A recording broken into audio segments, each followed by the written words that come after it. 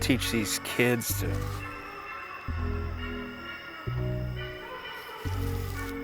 not try to play hockey with me. Hi, how's it going? You can pull up a chair. I was just out in the woods playing hockey. And anyways, I was about to read some scary stories. So let's see what we have here. This is Scary Stories to Tell in the Dark. This was a very popular book when I was a kid, and has some wonderful illustrations that I'll show you throughout here. The very first story is kind of a odd one. All of them are pretty odd, but if you'd like, we can go through and just start reading. Get my trusty camping microphone with me. Here we go. Check, check. All right. A boy was digging at the edge of a garden when he saw a big toe. He tried to pick it up, but it was stuck to something. So he gave a good hard jerk and it came off in his hand. Then he heard something groan and scamper away.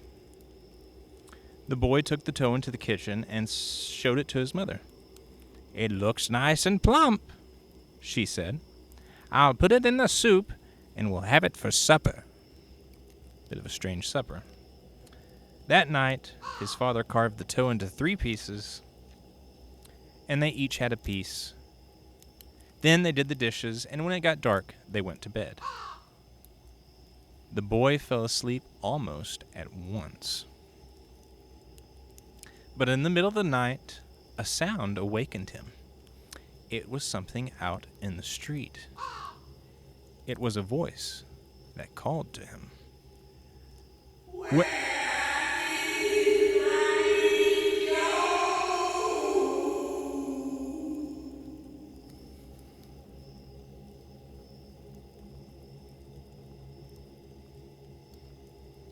"Where's my toe?" it groaned.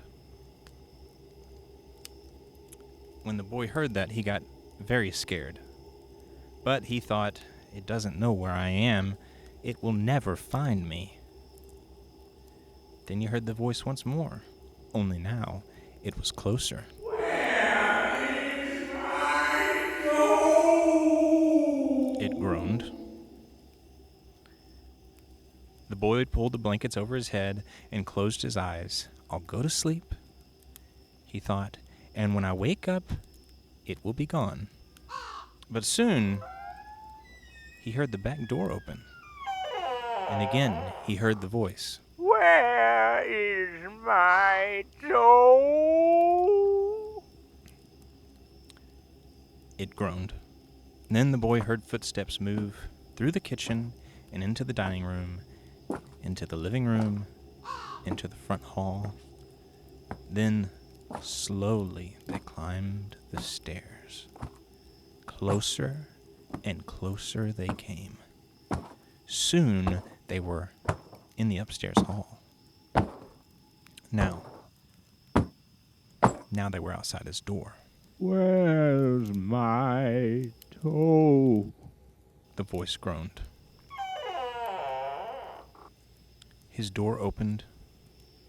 Shaking with fear, he listened as the footsteps slowly moved through the dark towards his bed, and then they stopped. "Oh, where's my toe?"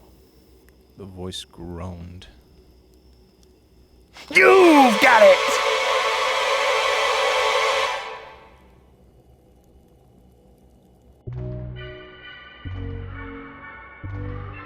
That was The Big Toe. Alvin Schwartz wrote in his source material that The Big Toe is a traditional story widespread in the southern United States, noting that he first heard it during his time in the U.S. Navy during World War II.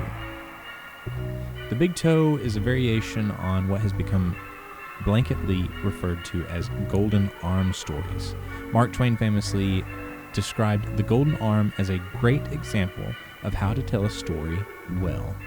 For those of you who don't know, the golden arm is a very old tale that follows kind of the same formula. A corpse rises from the dead to reclaim something which is stolen from them. And kind of the golden arm kind of follows the story of a man who, his wife has a golden arm and she ends up dying. And so he buries her. The next night, he goes, digs up her body, takes her golden arm, and stashes it under his pillow. And that night, the spirit of his dead wife comes back and haunts him. And there's that whole story. So it's very similar, very much follows the same vein of kind of thought. Such stories are a cautionary tale against greed. The stolen item is rarely something necessary, and the lesson being that if it is not rightfully yours and stolen from someone, especially someone who is vulnerable, the dead being the most powerless of all, will ultimately destroy you. So let me tell you a little bit about our author. Alvin Schwartz, born in 1927 and died in 1992 of lymphoma at the age of 64. He was an American author, journalist, and collector of folklore. He was renowned for writing over 50 books, and he served in the U.S. Navy and earned his degree from Colby College and Northwestern University. After a career in journalism and public relations, he dedicated himself to collecting and arranging folklore, rhymes, and superstitions, which became the basis for his many successful books for children and young adults. So that's our story. I've recorded about 4 of these, and so I'm going to release them out over the month, or at least that's the plan, but you never know when you have 2 little kids and you drive an hour to work and an hour back home. So I hope you enjoyed that. Please give me a like, give me some comments, give me some suggestions, and maybe I'll do some more next year or throughout the year if there's a want for this kind of content. But thank you. Like, subscribe, all that fun stuff. Take care.